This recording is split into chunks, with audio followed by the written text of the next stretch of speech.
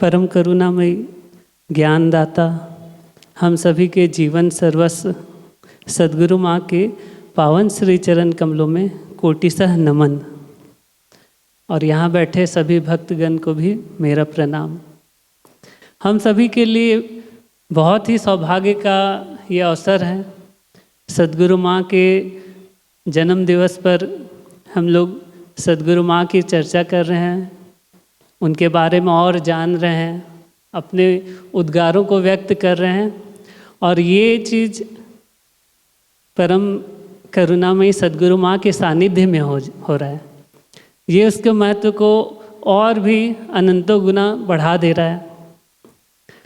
सद्गुरु माँ के बारे में कुछ कहना, ये उनके व्यक्तित्व को जानना, उनको समझना, ये हम लोगों के परे की बात है। हम लोग किसी में भी इतनी क्षमता नहीं। एक छोटा सा दीपक की रोशनी से अगर हम लोग चाहें कि सूर्य में जितना तेज है उसकी तुलना कर लेंगे तो जैसे वो संभव नहीं है, उसी प्रकार हम लोग कितना भी अभी 3 दिन पहले 4 दिन पहले से गुरु माँ के जीवन के बारे में, उनके बारे में हम लोग सुन रहे हैं और ऐसा लगे कि ये शेष हो जाएगा। अब जो लोग पूरा सुन लिए अब अच्छा से समझ गए होंगे गुरु माँ को, तो ऐसा कभी नहीं है। सालों साल से हो रहा है और प्रतिदिन भी इसकी चर्चा हो, करोड़ों लोग इसके बारे में बोले गुरु माँ के बारे में, तो भी हम लोगों को बहुत कुछ जानना बाकी रह जाएगा। ये हम लोगों पर परमात्मा की असीम अनुकंपा है, जो साक्षात ब्रह्म रूप इस धरती पर अवतरण लिए। स्वयं गुरु माँ से ही हम लोग सुने कि 36 वर्ष योग्य माता पिता के लिए प्रतीक्षा किया गया। तो जन्म दिवस के अवसर पर विशेष रूप से गुरु माँ के साथ साथ पूज्य गुरु पिताश्री जी और गुरु माताश्री जी को भी कोटिशः नमन है, क्योंकि उनके संस्कारों के कारण, उनके गुणों के कारण आज हम सब का भी भाग्य या प्रारब्ध ऐसा हो पाया कि हम लोगों को सद्गुरु माँ का सानिध्य मिल पाया।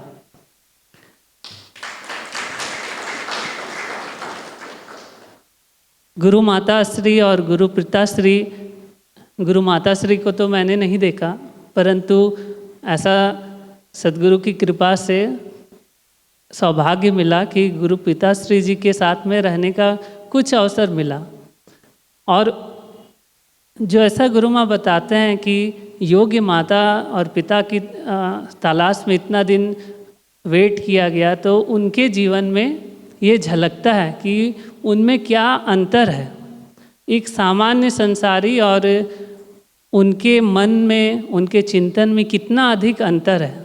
परिवार में रहते हुए भी कितना अधिक वैराग्य है, या सबके प्रति एक रस कितना अधिक प्रेम है, जो उनमें कितना अधिक आध्यात्मिकता रही होगी कि जब अंत समय में उनका शरीर छूटने का था और स्वयं गुरु माँ उनके पास आए, बेहोशी अवस्था में है, रात भर से किसी से नहीं कुछ बोले, परंतु जब गुरु माँ गए तो साहेब बंदगी नहीं बोल पाए क्योंकि उतनी क्षमता नहीं थी, तो राम राम बोले और गुरु माँ का अभिनंदन किए।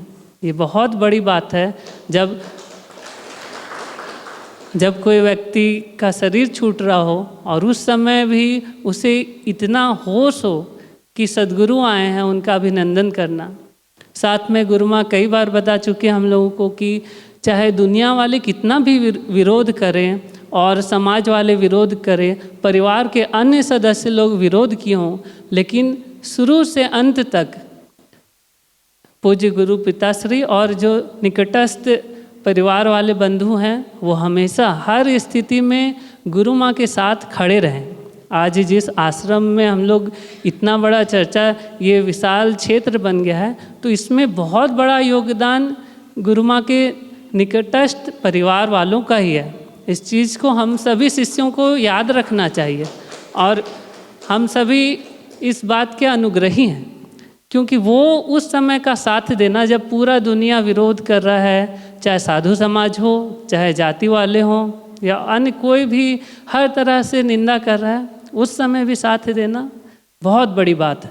जब सब कोई वाहवाही कर रहा है और प्रशंसा कर रहा है, उस समय साथ रहना तो सामान्य सी बात है। परंतु जब चारों ओर निंदा की अग्नि लगी हो, उस समय भी जो साथ दिए, तो ये उनका विशाल और विराट व्यक्तित्व को दर्शाता है।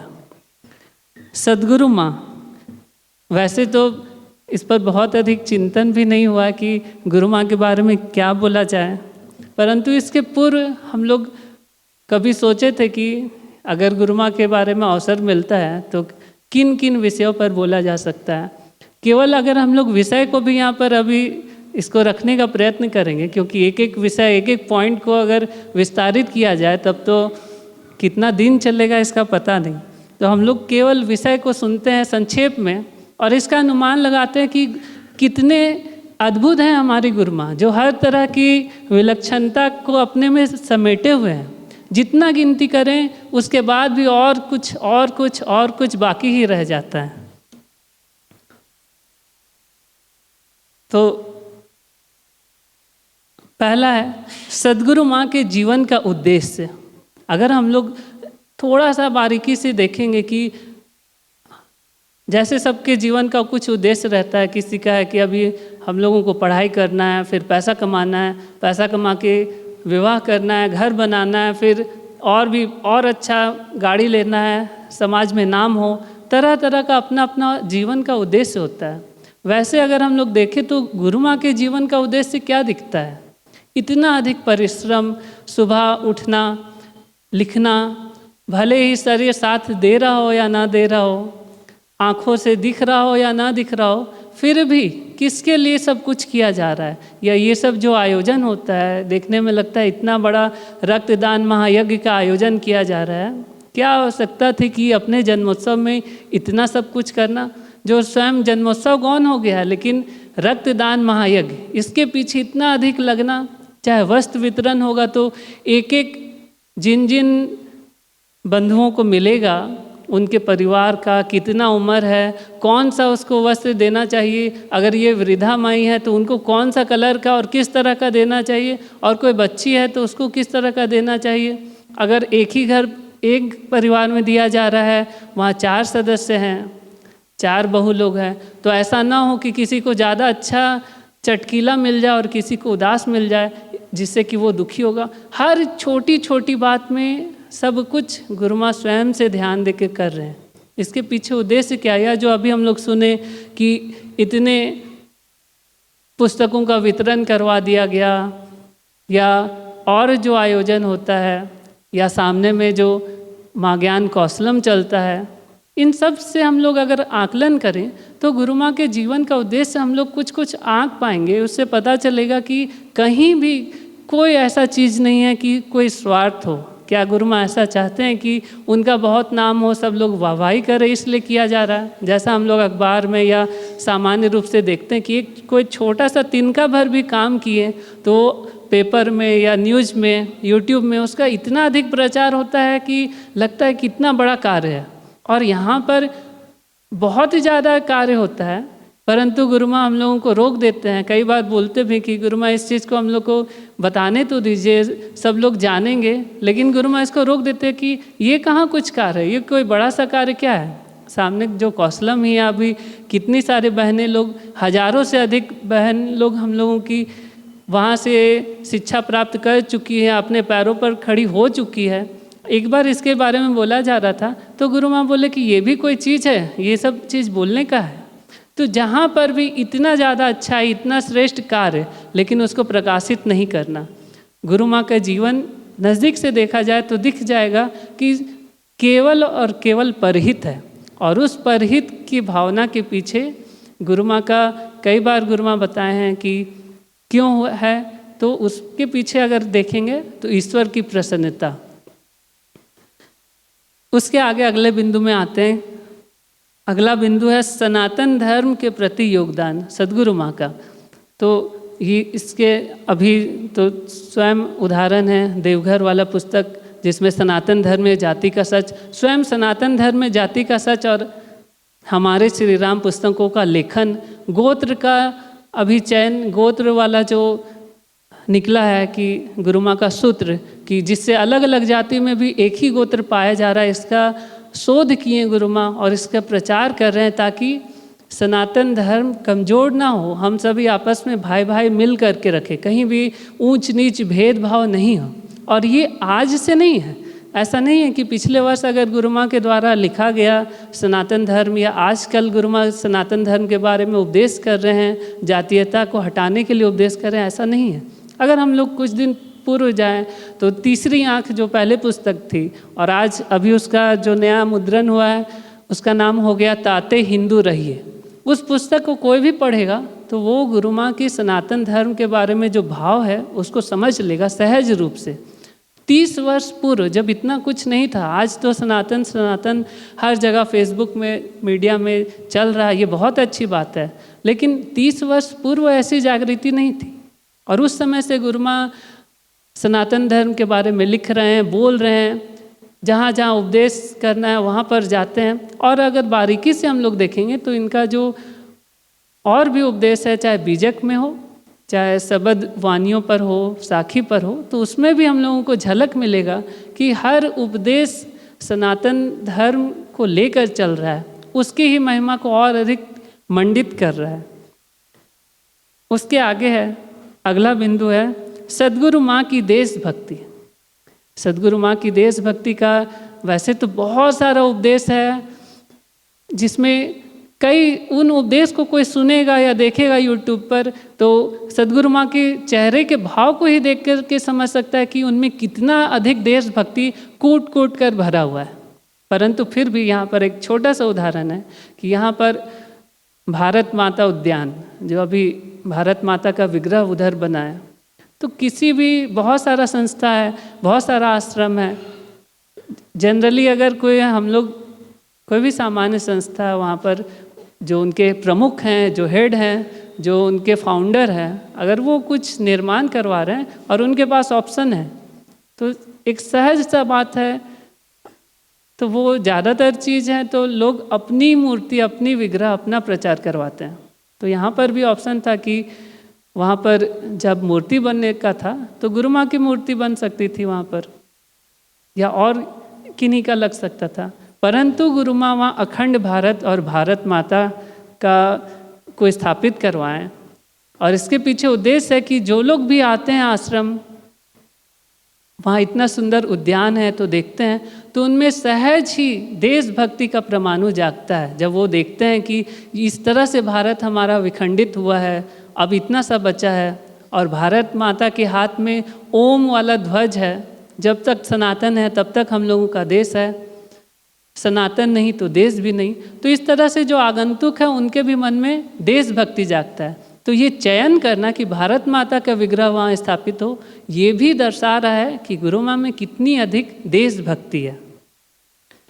उसके आगे है कोरोना काल में सद्गुरु माँ की करुणा। सद्गुरु माँ करुणावान है, हम लोग कई बार बोलते हैं परम करुणामयी सद्गुरु माँ, तो ये एक केवल विशेषण तक ही सीमित नहीं है। ऐसा नहीं है कि हम लोग जो गुरु माँ के उपदेश से सुनते हैं या गुरु माँ जो बोलते हैं बस वो कहने के लिए। अगर नज़दीक से उनके जीवन को देखा जाएगा तो एकदम स्पष्ट दिखेगा कि उनमें कितनी अधिक करुणा है, कितना अधिक प्रेम है।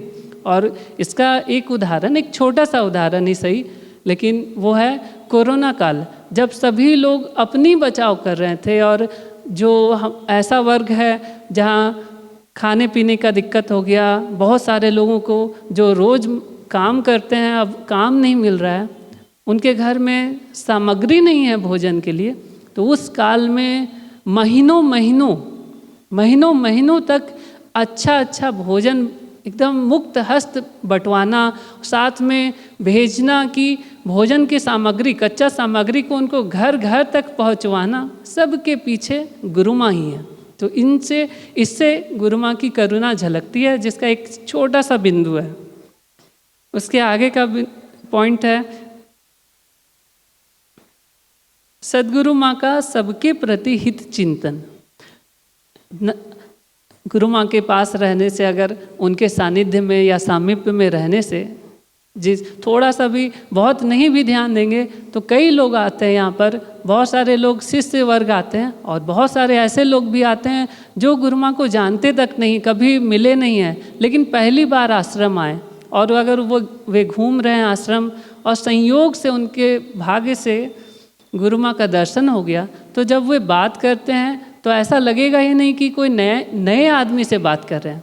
और कई लोग ऐसा बताते हैं, वो अपना अनुभव व्यक्त करते हैं कि गुरु माँ से बात करने पर ऐसा लगा कि जैसे गुरु माँ कितना अधिक हमसे प्रेम करते हैं, हमारे बारे में सब कुछ जानते हैं, जो भी हमारी समस्या है जीवन की उसके बारे में हमसे पूछें और बहुत श्रेष्ठ सुझाव दिए। सच में परम हितेच्छुक हैं गुरु माँ, और ये हित केवल अपने या अपने प्रशंसकों के प्रति नहीं है। हम लोग को जान करके आश्चर्य होगा, जहाँ कोई भी व्यक्ति है तो उसका कुछ प्रशंसक है और निंदक भी है, और विशेष रूप से अगर कोई श्रेष्ठ संत हैं जिनका व्यक्तित्व बहुत विराट है, तो एक तरफ जहाँ उनके बहुत प्रशंसक होते हैं वहीं उनके निंदक भी जन्म ले लेते हैं। अभी कुछ दिन ही पहले एक निंदक के बारे में, जिनके बारे में हम लोगों को पता है, उनके जीवन में कुछ विपत्ति आ गया अचानक से। उनका जो निंदक है, जो जगह घूम घूम कर गुरु माँ की निंदा कर रहे हैं, जो गलत है, लोगों को ऐसी बातें बता रहे हैं कि जिससे लोगों की श्रद्धा गुरु माँ के प्रति डोले, उनके जीवन में भी परेशानी आया। तो गुरु माँ फिर बताएं कि आज एक रात उनके लिए, उनके जीवन सुरक्षित रहे इसके लिए दीपक जलाया गया, जागा गया, प्रभु से विनती किया गया कि हे प्रभु वो सुरक्षित रहे, उसको किसी तरह का खतरा नहीं हो। ये क्या सामान्य बात है? जो हमसे प्रेम करते हैं उनका हित चिंतन एकदम सहज है, क्योंकि हमारा उनके प्रति प्रेम है। अभी एक जन अपने वक्तव्य में बोले कि हमारा गुरु माँ के प्रति बहुत सेवा भाव था, और सेवा भाव था इसलिए गुरु माँ का हमारे प्रति विशेष प्रेम था, परंतु ये बिल्कुल ही गलत है, क्योंकि गुरु माँ का प्रेम हम लोगों के प्रति सेवा भाव के कारण नहीं होता है। गुरु माँ का हम सब के प्रति एक रस प्रेम, और हम लोगों के प्रति क्या, सेवक उनके प्रशंसक के प्रति नहीं, गुरु माँ का प्रेम उनके निंदकों के प्रति भी है, जो शत्रुता नहीं कर रहे हैं, जो स्पष्ट दिख रहा है कि उनके शत्रु हैं, उनके प्रति भी गुरु माँ का हित चिंतन है कि उसको सद्बुद्धि मिले। वो इतना परेशान हो रहा है और दुखी हो रहा है, काश उसको भगवान सद्बुद्धि दे दे जिससे उसके भी जीवन में सुख और शांति आए। ये सहज नहीं है, परंतु हमारी गुरु माँ ऐसी ही हैं। उसका अगला बिंदु है सद्गुरु माँ का वैराग्य। हम लोग सब बहुत सारे उपदेश सुनते हैं गुरु माँ का वैराग्य के बारे में, और उन उपदेशों को सुन करके लगने लगता है कि सच में संसार बिल्कुल ही मिथ्या है। परंतु ये उपदेश केवल गुरु माँ का वैराग्य केवल उपदेशों में नहीं झलकता है। कई बार इसके पूर्व इसको रखा गया है बिंदु को कि जब गुरु माँ के साथ अगर कहीं जा रहे हैं और गुरु माँ कुछ बोल रहे हैं कि यहाँ पर कहीं से गुजर रहे हैं और अगर बोल रहे हो कि यहाँ पर ये चीज़ कर लेना है, ऐसे करवाना है, जब तक गुरु माँ पूरा बताएं भी नहीं कि क्या चीज़ करना है, उसके पूर्व गुरु माँ रुक जाते हैं और बोलते हैं, फिर बताते हैं कि अभी तुमको बोल रहे थे कि ऐसा करना है, तत्काल उधर से मृत्यु सामने आ गया। तो जो अभी कुछ दिन पूर्व गुरु माँ सहस्त्रधार और चक्रों के बारे में बताएं कि एक साथ इधर कर्तव्य भी हो रहा है और उसी के साथ साथ एकदम पैरेलल में मृत्यु का स्मरण सतत बना हुआ है, उसके जीवंत उदाहरण हमारी सद्गुरु माँ है। ऐसा हो सकता है, इसको एकदम प्रैक्टिकल रूप में करके दिखा रहे हैं, और ऐसा 100 या हजारों बार हुआ होगा कि गुरु माँ कुछ बोल रहे हैं और फिर बीच में रोके, फिर बोले सामने मृत्यु आ गया। मृत्यु आते के साथ ऐसा भी नहीं है कि उत्साह में कमी, जब एक होता है कि जब मरना ही है तो फिर क्यों ये काम करना, कुछ नहीं चाहिए, छोड़ देते हैं, नहीं करेंगे, वैसा भी नहीं, बहुत अधिक उत्साहपूर्वक कार्य और एक साथ भी वैराग्य भी, संसार मृत्यु का स्मरण। अगला बिंदु है परम विवेकी सद्गुरु माँ। गुरु माँ का विवेक स्पष्ट है, उनके उपदेश में और उनके जीवन से झलकता है। ऐसा नहीं है कि गुरु माँ किसी भी अंधविश्वास को या कोई भी ऐसा बात इस बात से हम लोग इसका अंदाज़ा लगा सकते हैं। गुरु माँ कहते हैं कि शास्त्र में भी अगर कुछ अनुचित लिखा हुआ है तो इतना सामर्थ्य है कि उसको त्यागा जा सकता है। ऐसा अद्भुत विवेक है। चाहे वो ऐसा जो भी गुरु माँ हम लोगों को बताते हैं वो कहीं से पढ़ा हुआ या कहीं उस शास्त्र में लिखा हुआ बस इसलिए नहीं बता रहे हैं। गुरु माँ उसको जो भी बात को विवेक की कसौटी में कसते हैं और गुरु माँ के जीवन से भी हर जगह विवेक झलकता है, कहीं भी अंध अनुसरण नहीं। हम लोग बहुत सौभाग्यशाली हैं जो ऐसे परम विवेकी संत को मिले हैं। नहीं तो गुरु माँ बताते हैं कि ऐसे भी संत होते हैं जो बहुत लोगों के श्रद्धेय हैं। अब अगर उनका शरीर छूटा तो उनके लिए बहुत सारे लोग बहुत सारे अलग अलग ब्राह्मणों को भोजन करवा रहे हैं जिससे कि उन संत की सद्गति हो। इसका गुरु माँ इस खुल करके खंडन किए कि ये गलत है। अगर हम लोगों को किसी संत की सद्गति के लिए किसी को भोजन करवाना पड़ रहा है या किसी को दान देना पड़ रहा है तो ये विवेक युक्त नहीं है, ये मान्यता है। और हम लोगों की गुरु माँ परम विवेकी है। अगला बिंदु है सनातन धर्म के विलक्षण अंगों का पॉजिटिव विश्लेषण। बहुत सारा सनातन धर्म विराट है और इसके बहुत सारे अंग हैं। कई बार कुछ अंग ऐसा प्रस्तुत हो जाता है छेपक के कारण या और किसी बिंदु उसमें मिलावट के कारण, जिससे लोग उसकी ऐसी व्याख्या करते हैं जिससे दिखे कि सनातन धर्म में तो बहुत सारी कमी है। लेकिन हम लोग आश्चर्यचकित हो रह जाएंगे कि ऐसा कितना सारा पॉइंट है जिसका गुरु माँ व्याख्या किए हैं। और वो व्याख्या कोई भी जब सुनता है, चाहे वेद का कोई वाणी हो या महाभारत का हो या मनुस्मृति का हो और कितने सारे कोई भी ग्रंथ का हो जो हमारे प्राचीन धर्म ग्रंथ हैं, तो उसकी व्याख्या गुरु माँ इतना सटीक ढंग से करते हैं। या हमारे संतों की वाणी हो, चाहे सदगुरु कबीर साहब की वाणी हो। बहुत सारे कबीरपंथी सनातन धर्म से विरोध करवा देते हैं कि कबीर साहब तो ऐसा बोले हैं, लेकिन उसी वाणी का गुरु माँ जब उसका अर्थ करते हैं तो उससे लगता है कि एक है, कहीं दो, कहीं भेद की कोई गुंजाइश ही नहीं है। तो सदगुरु माँ जो भी बताए हैं किसी भी पक्ष को उजागर करके रखें। जैसे एक छोटा सा है कि एक बार ये तीसरी आंख पुस्तक में वर्णित है कि एक बार एक सिपाही जो कि दलित वर्ग से थे तो वो आकर के गुरु माँ से बोले, गुरु माँ उनको बताएं कि हिंदुत्व की बात कुछ या भगवान की भक्ति की बात बोल रहे थे। तो वो बोले कि हम भगवान की भक्ति क्यों करेंगे, भगवान तो केवल ब्राह्मणों के लिए जन्म लेते हैं, हमारे लिए तो नहीं, हम तो शूद्र हैं, हमारे लिए तो जन्म नहीं लेते हैं। तो गुरु माँ उपदेश उनको दिए कि ठीक है, अगर तुम इसको भी मानते हो कि भगवान केवल ब्राह्मण के लिए जन्म लेते हैं तो तुम ही ब्राह्मण बन जाओ, अपने में ब्राह्मणोचित गुणों को धारण कर लो, फिर भगवान तुमसे भी प्यार करेंगे। तो एक सामान्य व्यक्ति रहता है जिसको कोई ये आकर के बोलता तो उसके मन में संशय हो जाता, हाँ ये तो सही बोल रहा है, शूद्र के लिए तो भगवान आते नहीं हैं, जो ब्राह्मण है विप्र उनके लिए आते हैं, हमारे शास्त्रों में तो ऐसा लिखा है, ये तो गलत है। लेकिन उसी बात की गुरु माँ की जो व्याख्या है उसको सुन करके वो सैनिक भाव विभोर हो गया और भगवान की भक्ति या सनातन धर्म के प्रति श्रद्धावान हुए। तो ऐसे अनेक पक्ष हैं जिसका विश्लेषण गुरु माँ किए हैं अपने उपदेशों में, और हर विश्लेषण पॉजिटिव दिशा में है। कहीं भी ऐसा कोई विश्लेषण नहीं जिससे कि सनातन धर्म में दूरी आए या सनातन धर्म की छवि धूमिल हो। ये गुरु माँ का एक गुण है। फिर अगला पॉइंट है परम योगी सदगुरु माँ।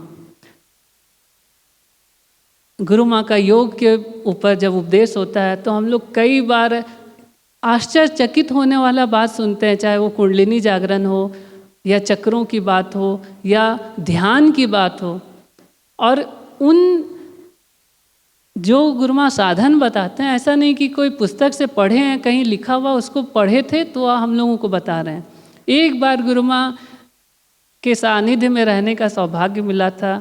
जब कहीं जाया जा रहा था तो गुरु माँ कुछ बताने के क्रम में बताए थे, पूर्व जन्म का बात हो रहा था। तो गुरु माँ बताएं कि एक बार पहले दिखा है कि बहुत काल पहले, बहुत पहले, उस समय में देखा गया जब हिमालय पर्वत पर रहा जाता और कुछ ही शिष्य हैं, गुरु माँ कोई ऋषि हैं और उनके सानिध्य में भगवान की भक्ति किया जा रहा है या तपस्या किया जा रहा है या ज्ञान की चर्चा हो रही है, तब लगा कि वो जो चर्चा है, वो जो ज्ञान है, इन कम शिष्यों के बीच नहीं, प्रत्युत इसका विस्तार होना चाहिए जिससे सृष्टि में सद्ज्ञान की ओर फैलाव बढ़े।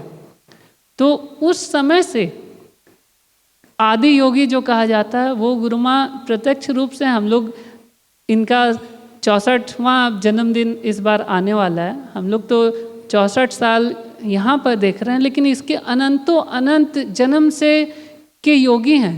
इसलिए जो ये उपदेश करते हैं गुरु माँ, जो विधियाँ बताते हैं ध्यान की या ऐसी ऐसी या आभा के बारे में बताएं कि मनुष्य के चारों ओर आभा ऊर्जा का एक किरण है जो बता देता है कि अमुक व्यक्ति का ऊर्जा अगर कम हो रहा है तब मृत्यु निकट है, या इसमें तेज है, या उसका संस्कार कैसा है, सब कुछ गूढ़ गूढ़ रहस्यों को जो बता रहे हैं वो गुरु माँ अनुभव से बता रहे हैं। और ये अनुभव मात्र 60 साल या 64 साल का नहीं है, अनेकों जन्म का है। अगला बिंदु है सद्गुरु माँ की ममता और अनुशासन। ये जो हेडिंग है सद्गुरु माँ का, ममता और अनुशासन। किसी में अगर भारी ममता होती है कि बहुत प्यार है बच्चों से, तो यहाँ पर ढील हो जाने लगता है, बच्चा अगर गलत भी बोल रहा है तो उसको मान लेता है। लेकिन एक साथ किसी में ममता भी हो और कठोर अनुशासन भी हो, ये बहुत बड़ी आश्चर्य की बात है। और इसके प्रत्यक्ष उदाहरण सद्गुरु माँ हैं, जो सभी शिष्यों के, सभी के प्रति ममतावान है, लेकिन साथ ममतावान होते के साथ साथ शिष्य का कल्याण हो इसके लिए अनुशासन भी है उनमें एक साथ। अगला बिंदु है स्त्रायन और पौरुष का सटीक मिश्रण।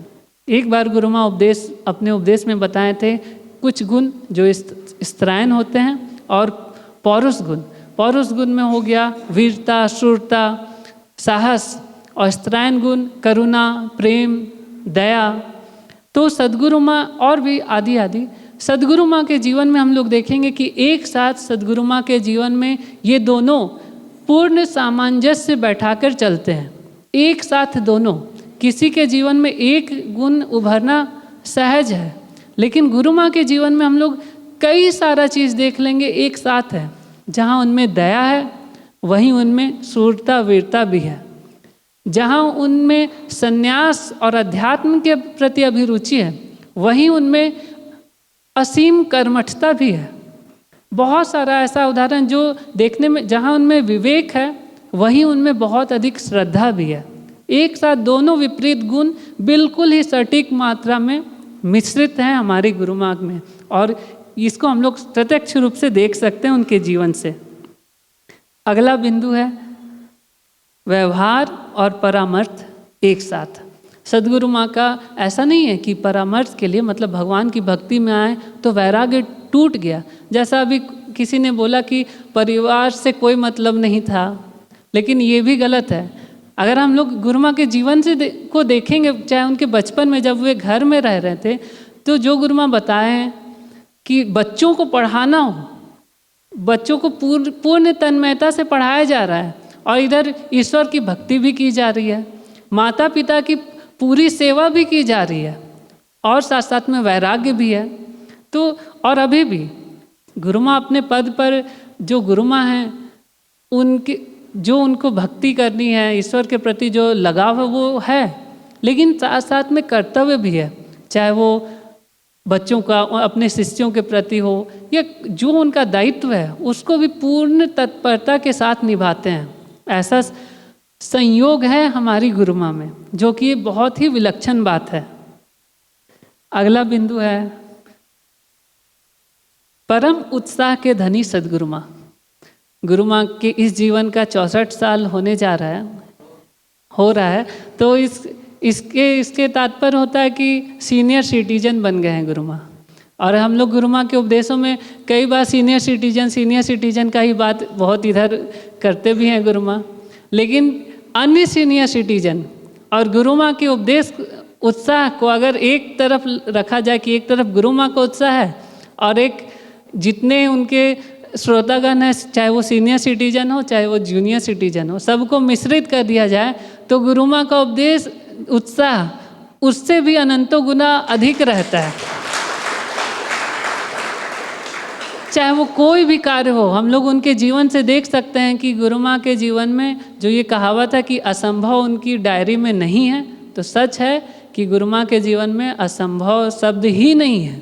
कई बार ऐसा रहता है जो कठिन कार्य हो, गुरु माँ से कहा जा रहा है कि ये कौन करेगा, इसके लिए तो इतना चीज़ सीखना होगा या बहुत मेहनत लगता है, तो गुरु माँ बोलते ये क्या है, ये तो चुटकी बजाते हुए हो जाएगा।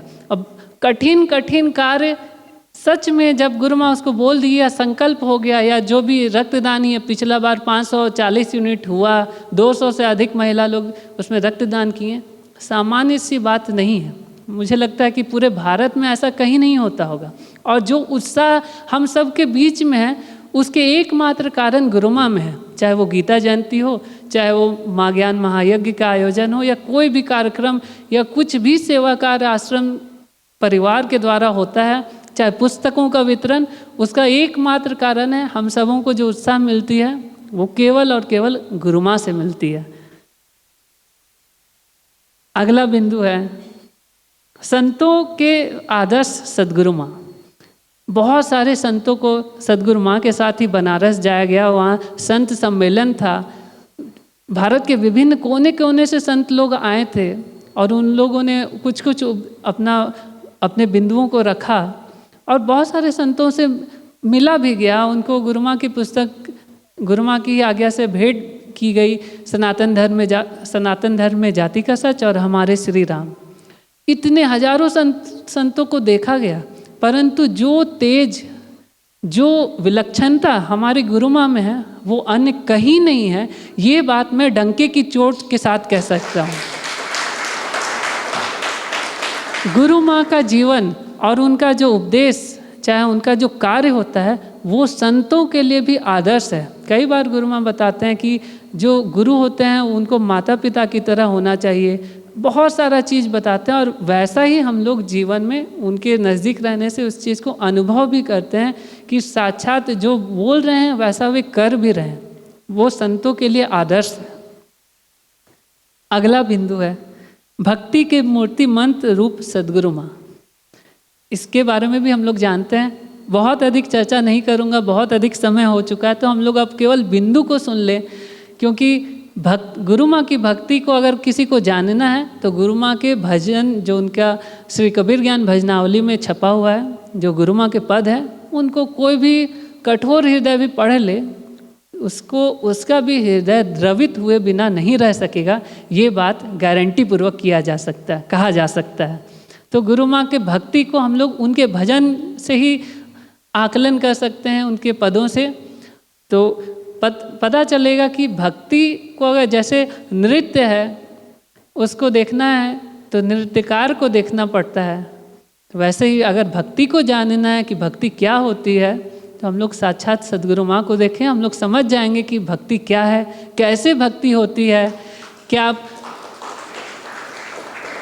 जो गीता में प्रश्न अर्जुन किए कि स्थित प्रज्ञ क्या भाषा, कैसे बोलते हैं, कैसे चलते हैं, कैसे रहते हैं, कैसे खाते हैं, कैसा आचरण करते हैं, तो उसी तरह अगर हम लोग को जानना है कि एक सच्चा भक्त कैसे रहता है, उसका सब आचार विचार कैसा होता है, भक्ति कैसी है, गुरु माँ को हम लोग देखें, हम लोग के सानिध्य, हम लोगों को अभी उनका सानिध्य मिला हुआ है, उनके जीवन को देखें, उनका आचरण को देखें। एक सच्चा भक्त क्या करता है, क्या सोचता है, छोटी छोटी बातों में कोई भी कार्य है तो उसमें गुरु माँ का ये दृष्टिकोण होता है कि इससे भगवान प्रसन्न होंगे या नहीं होंगे। कोई मन में विचार भी उठा उसके लिए भी गुरु माँ को तुरंत एहसास हो जाता है कि प्रभु को ये पसंद आया नहीं पसंद आया। और अभी 1-2 दिन पहले गुरु माँ इस चीज़ को स्वयं ही बताए हैं कि ये जो पूरा जीवन का उनके भजन से उनके संघर्ष के बारे में पता चल जाता है कि कितना अधिक वैरी हो गया, पूरा शत्रु बन गया समाज। जीना कर दिया या जग हराम, ये लाइन लिखना पड़ा गुरु माँ को, ये जीवन में घटा है। तो ये सब के पीछे एक कारण, एक आज्ञा, प्रभु की एक आज्ञा कि आपको अमुक संत के यहाँ दीक्षा लेना है। उस अदृश्य ईश्वर सत्ता की आज्ञा को मानने के लिए इतना संघर्ष। गुरु माँ इस चीज़ को पूछे कि सामान्य कोई और रहता तो क्या करता, तो एकदम स्पष्ट उत्तर है, कोई और अगर दूसरा रहता, चाहे हम हो या और कोई भी हो, तो निश्चित रूप से वो अपना मार्ग छोड़ देता। और लगता कि जब ये कोई दिखा नहीं, कोई बोला नहीं है, फिर हम उन गुरु से क्यों दीक्षा ले, क्यों जब सन्यास ही लेना है तो हम ले लेते हैं दूसरा जगह से सन्यास, भक्ति करेंगे, रहेंगे। लेकिन गुरु माँ इसलिए कि इससे ये ईश्वर की आज्ञा है, उनको इस बस आज्ञा है, इतना ही काफ़ी है, उनकी मर्जी है, उसको पूरा करने के लिए इतना अधिक संघर्ष, ये उनके भक्ति को दर्शाता है। अगला बिंदु है सद्गुरु माँ भक्त या भगवान। ये थोड़ा सा अलग टॉपिक है। हम लोग भक्त के रूप में तो आसानी से देख सकते हैं गुरु माँ की भक्ति को, और यहाँ भगवान नारायण विराजमान हुए। कबीर पंथ के आश्रम में भगवान नारायण का विग्रह है, ये अपने आप में आश्चर्य है। परंतु गुरु माँ की भक्ति ऐसी है कि भगवान पीछे दौड़े दौड़े चले आए। भक्त के रूप में सद्गुरु माँ को देखना सहज है, लेकिन अगर थोड़ा सा बारीक दृष्टि रहेगा तो हम लोगों को पता चलेगा कि एक साथ सद्गुरु माँ भक्त भी हैं और भगवान भी हैं। कितने ही लोगों का अनुभव रहता है, कोई कहीं से फ़ोन किया, किसी भी तरह का परेशानी में हो, तो चाहे वो विरोधी हो चाहे शिष्य हो, उसको मन में रहता है कि अगर हम अपनी बात गुरु माँ तक पहुँचा देंगे तो यहाँ निश्चित ही कुछ हो जाएगा, कुछ ना कुछ श्रेष्ठ हो जाएगा। किसी का कुछ भी रहा तो लोग फ़ोन करते हैं और बोलते हैं कि किसी तरह इस बात को गुरु माँ के पास रख दीजिए। हम डायरेक्ट तो गुरु माँ से फ़ोन में नहीं बात कर सकते, लेकिन इतना विनती कर दीजिए, और इससे ही वे संतुष्ट हो जाते हैं कि हमारी अर्जी गुरु माँ तक पहुँच गई। और फिर बाद में वो फ़ोन करके बताते भी हैं कि आपको फ़ोन किया गया था, गुरु माँ से इस चीज़ के लिए बंदगी किया गया था, वो पूरा हो गया।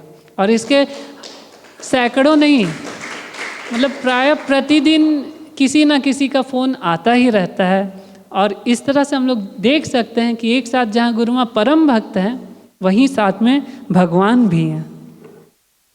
अगला पॉइंट है अध्यात्म के शिखरासीन सद्गुरु माँ।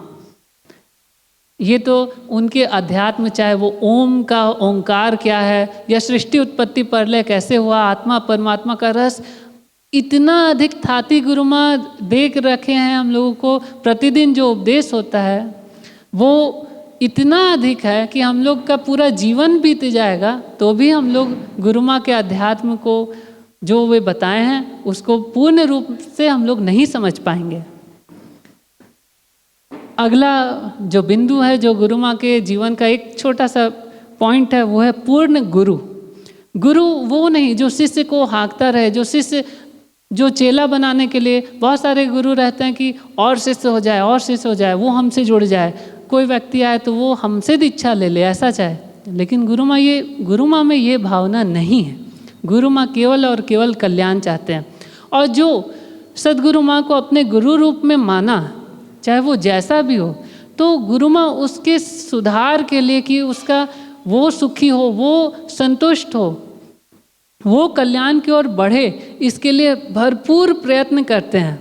जहाँ कठोर होना रहता है वहाँ कठोरता को अपनाते हैं, और जहाँ सौम्य होना रहता है वहाँ प्रेम दया करुणा को अपनाते हैं। गुरु माँ एक पूर्ण गुरु है, एक साथ ज्ञान, एक साथ वैराग्य, एक साथ भक्ति, एक साथ अपनापन, सब कुछ गुरु माँ में हम लोगों को दिख जाएगा। अगला बिंदु है त्रिकालदर्शी सद्गुरु माँ।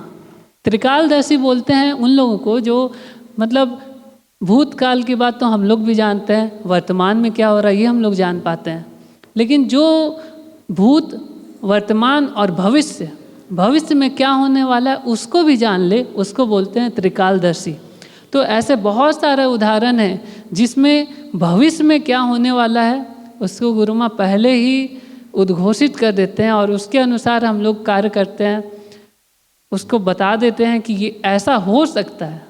स्पष्ट रूप से अगर नहीं भी कहें तो ऐसा हो सकता है, और अनेकों बार देखा जाता है कि फिर वही होता है।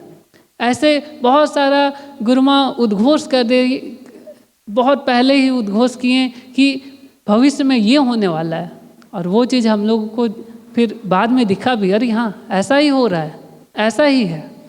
तो गुरुमा त्रिकालदर्शी संत हैं। अब अगला बिंदु है क्रांतिकारी सद्गुरुमा। क्रांतिकारी मतलब, क्रांतिकारी किसको बोलते हैं? जो ऐसा नहीं हो कि अगर गलत कोई शासन कर रहा है, वो हम लोगों को गलत कह रहा है तो हम लोग उसको मान लें। जो उसका विरोध करता है, जो श्रेष्ठ चीज़ को अपनाने के लिए अश्रेष्ठ का विरोध करे, उसको हम लोग क्रांतिकारी कहते हैं। तो सद्गुरुमा में वो अभी से नहीं, बचपन से ही दिखता है। और इसका एक छोटा सा उदाहरण है कि पूज्य सरकार प्रभु जी का जब सब लोग भक्तगण थे, उस समय प्रचलन था पैर धोने का और उस चरणामृत को पीने का, और इसके कारण सरकार प्रभु जी का चरण भले ही घाव से भर जा रहा है, उनको कष्ट हो रहा है, उनको पीड़ा हो रहा है, इसको कोई देखने वाला नहीं। और गुरुमा आए और इस प्रथा को बंद करवाएं। एक शिष्य के रूप में छोटे हैं गुरुमा, लेकिन इस चीज़ को रोकें और इसको बंद करवाएं। ये क्रांतिकारी रूप का एक छोटा सा झलक है। और आज भी उनका उपदेश हो, चाहे कोई भी गलत है, चाहे कई जगह हमारे शास्त्रों कुछ आचार्य लोग स्त्री को बताते हैं कि स्त्री और शूद्र को वेद पढ़ने का अधिकार नहीं है, तो गुरुमा उसको डंके की चोट से विरोध करते हैं और शास्त्रों से उसको प्रमाण से निरस्त कर देते हैं, प्रमाण दे देकर। चाहे हम लोग सनातन धर्म में जाति का सच ही पढ़ लें तो उसमें शायद सैकड़ों से भी अधिक प्रमाण है, जिसमें सभी एक समान है, इसको एकदम प्रखर रूप से पाया जाता है, चाहे वो स्त्री हो, शूद्र हो, ब्राह्मण हो, वैश्य हो या क्षत्रिय हो। तो ये गुरुमा का क्रांतिकारी रूप है। चाहे कबीर पंथ में सनातन धर्म का प्रचार करना, कबीर पंथ में एक साथ इधर कबीर साहब, सदगुरु कबीर साहब की भी वाणी चल रही है और इधर सनातन धर्म भी चल रहा है, भगवान नारायण भी है। तो ये बिना क्रांतिकारी हुए ये संभव ही नहीं है। गुरुमा परम क्रांतिकारी। अगला बिंदु है सदगुरु माँ की निरहंकारिता। इतना अधिक गुण होते हुए जिस गुणों को हम लोग समेट नहीं पाते हैं, चाहे कितना भी लंबा वक्तव्य किया जाए, इतना अधिक गुण से संपन्न हो। ऐसा नहीं कि केवल बोलने के लिए कि कोई कह दे रहा है वो गुण है उनमें, सच में वो गुण है, वो उनके जीवन से दिखता है। लेकिन किसी भी गुण के लिए गुरु माँ में तनिक भी अहंकार नहीं है। और उनके जीवन को हम लोग नज़दीक से देखेंगे तो गुरु माँ अभी जो बोले सच है कि जहाँ उनकी प्रशंसा होने लगती है तो वहाँ गुरु माँ स्वयं इसको बताते हैं कि वहाँ गुरु माँ चाहते हैं कि कितना छोटा से छोटा रूप धारण कर ले, चींटी से भी छोटा बन जाए, उसको वो हमारा नहीं है। हर बार गुरु माँ इस चीज़ को बोलते हैं, ये गुरु गोविंद की कृपा है, करुणा है, ये उनकी महानता है। गुण तो उनमें है ही, गुण तो अद्भुत गुण उनमें दिख रहा है, लेकिन साथ साथ में निरहंकारिता भी है जो अपने आप में बहुत ही अद्भुत है। अगला बिंदु है गुरु माँ का संघर्ष। गुरु माँ का जो जीवन का संघर्ष है, और ये संघर्ष सतत जारी है। ऐसा नहीं है कि आज भी संघर्ष पूर्ण हो गया, किसी न किसी तरह का झंझावात चलते रहता है, चाहे वो शारीरिक रूप से हो, चाहे वो बाहरी दृष्टिकोण से हो। लेकिन हम लोगों को वो संघर्ष का अभी तनिक सा भी अंदाज़ा भी नहीं हो सकता है कि गुरु माँ के जीवन में इतना संघर्ष हो रहा होगा। एक तो भूतकाल की बात है, जो उनके जीवन में संन्यास ली, उस क्रम में कितना सारा बाधा आया, वो तो हम लोग को दिख रहा है। लेकिन आज भी कितना संघर्ष है उनके जीवन में, इसको हम लोग नहीं देख पा रहे हैं। और उन संघर्षों के बीच भी गुरु माँ की प्रसन्नता जस का तस स्थायी है, तनिक सी सिकन नहीं है। उनका जो शरीर है, गुरु माँ का शरीर, उसमें कितने सारे रोग हैं, हम लोगों को कुछ अंदाज़ा नहीं है। अगर उसका 10% भी रोग हम लोगों के जीवन में आ जाता है, हम लोग हाय तौबा मचाकर पूरे इतना परेशान हो जाते हैं, लगने लगता है क्या हो गया, अब हम जीवन रहेगा या नहीं रहेगा, इतना अधिक परेशान हो जाते हैं। और गुरु माँ के जीवन में उससे बहुत ज़्यादा संघर्ष है, बहुत ज़्यादा परेशानी है, पर हम लोग उनके मुख कमल में कभी भी सिकन का एक थोड़ा सा भी किरण नहीं देखेंगे कि गुरु माँ चिंतित हैं या व्यथित हो रहे हैं कि अब कैसे होगा, अब ये चीज़ कैसे होगा। चाहे पैर बहुत दर्द करता है, घुटना में दर्द हो गया या आँख से कम दिखने लगा है, कुछ भी नहीं, किसी को कोई अंदाज़ा नहीं। गुरु माँ का ऐसा है कि जब इनका अगर शारीरिक स्वास्थ्य कभी बिगड़ जाता है तो 3 दिन 4 दिन उसके बाद हो गया, तो फिर जब ठीक हो गया तो गुरु माँ बताते हैं कि उस समय ऐसे बहुत फीवर था, ऐसा लग रहा था, ये हो रहा था अंदर में, अब ठीक हो गया। हम लोग बोलते हैं गुरु माँ को कि जब ऐसा हो रहा था उस समय क्यों नहीं बताते हैं गुरु माँ। लेकिन इन ऐसा अद्भुत महानता है कि गुरु माँ बोलते हैं कि तुम लोग परेशान होता, क्या करता। एक बार बाहर हम लोग गए थे अभी हाल में ही, तो बहुत ज़्यादा गुरु माँ के शरीर में कुछ कष्ट आया था और हम लोग सिर्फ 2 ही बच्चे थे गुरु माँ के साथ में। अगले दिन या उसके भी एक दिन बाद गुरु माँ बताएं कि उस दिन है ना, रात में ऐसे ऐसे हो रहा था, इतने बेचैन, ऐसा लग रहा था कि अब जीवन रहेगा कि नहीं रहेगा।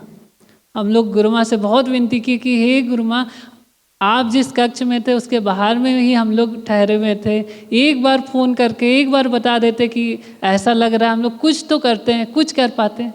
गुरु माँ बोले कि हम तो इसलिए परेशान हो रहे थे कि तुम लोग 2 इतना छोटा बच्चा है और गुरु माँ के अभी कुछ अगर होता है तो क्या होगा।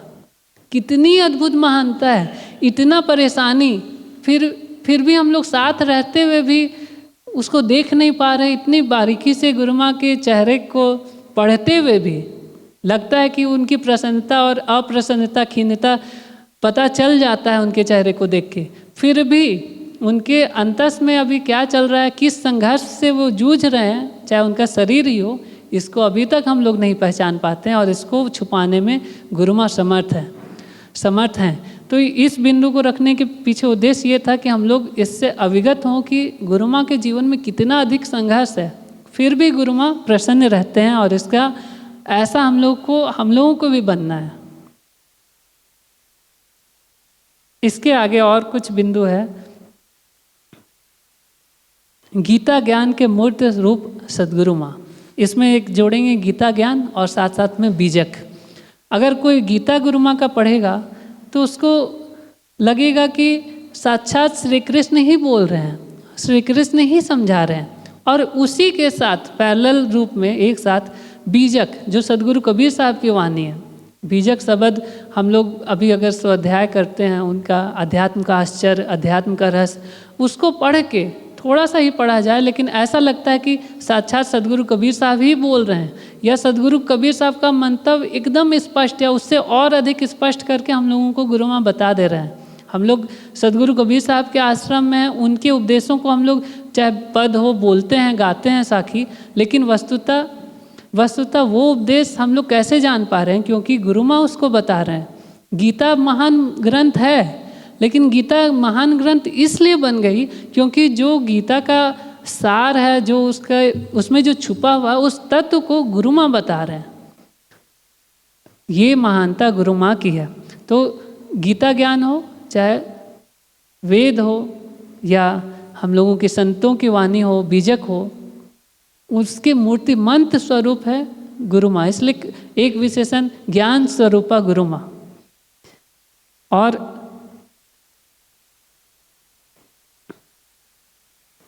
एक बिंदु है गुरु माँ का साकार निराकार, सगुण निर्गुण, जीव ईश्वर, सनातन पुरातन से एक साथ प्रेम। साकार और निराकार, साकार मतलब जो दिख रहे हैं भगवान की एक आकृति हो, और निराकार मतलब हमारे इष्ट जो हैं वो निराकार है, उनका कोई आकृति नहीं है। तो गुरु माँ के जीवन में हम लोग देखेंगे तो एक साथ साकार है, भगवान नारायण भी है, और एक साथ निराकार से भी उतना ही दिख प्रेम है। कई लोग निराकारवादी जब आते हैं, कभी गुरु माँ को भी कह देते हैं कि ये और सब तो ठीक है, लेकिन यहाँ विग्रह लाना, मंदिर, आरती, ये तो नहीं चलता है। तो गुरु माँ उनको बोलते हैं कि हम लोगों का जो निराकार का ज्ञान है वो इतना अधिक कमज़ोर नहीं है कि साकार को देखते हुए वो छिन्न हो जाए। साकार के प्रति एक साथ भक्ति और निराकार के ज्ञान में भी पैठ है। उसी तरह सगुण निर्गुण, जीव ईश्वर, सनातन और पुरातन। सनातन बोलते हैं, जैसे गुरु माही इस चीज़ को बताएं, जो हमारे वेदों का ज्ञान हो, ओम हो, निराकार तत्व, विशिष्ट अध्यात्म, जो हमारे सनातन धर्म का ज्ञान है। और पुरातन मतलब हमारा जो इतिहास है, जिसमें भगवान श्री कृष्ण, हमारे मर्यादा पुरुषोत्तम श्री राम, ये सब का बात। तो गुरु माँ में एक साथ लोग अक्सर या तो पुरातन को पकड़ लेते हैं कि हम किसी विशिष्ट आकृति की भक्ति कर रहे हैं, हमें और वेदों से मतलब नहीं है, हमें ज्ञान से मतलब नहीं है। और कुछ वेदांती लोग अगर हो गए तो वो मूर्ति पूजा का खंडन करने लगे और कि ये तो बहुत अज्ञानी लोग हैं, ये मूर्ति की पूजा करते हैं। ऐसे समाज में विभेद होता है। लेकिन अगर हम लोग गुरु माँ को देखेंगे तो एक साथ पाएंगे उनमें सनातन और पुरातन का दोनों का सामंजस्य है। तो वैसे तो ये लिस्ट अभी अधूरा है, लेकिन समय बहुत अधिक हो गया, इसके लिए मैं माफ़ी चाहूँगा सभी से इतना अधिक समय लेने के लिए। ये लिस्ट ऐसा है कि इसमें और अधिक जुड़ते जाएगा, फिर भी गुरु माँ के व्यक्तित्व को हम लोग यहाँ पर पूर्ण रूप से नहीं रख पाएंगे। एक ही चीज़ इसमें बोला जा सकता है, ओम पूर्णमदम, पूर्ण है वो, इसके आगे कुछ भी नहीं है। इसमें कितना भी इनकी व्याख्या करते रहा जाए फिर भी ये पूरा नहीं होगा। ऐसे सद्गुरु माँ हम सब के जीवन में आए, ये हम लोगों का परमात्मा का हम सब के प्रति अथोर करुणा को दर्शा रहा है। हे सद्गुरु माँ, ऐसी करुणा बरसाएं कि आपका जो उपदेश है, आपका जो ज्ञान है, वो हम लोगों के भी जीवन में उतरे, हम लोग उसको सुने और उस पर चले भी, और अन्य लोगों तक उस उपदेश आपके ज्ञान को पहुँचाए भी। आपका सानिध्य, आपकी प्रसन्नता हमेशा मिले, हर जन्म में मिलता रहे। साहिब बनगी, साहिब बनगी, साहिब बनगी।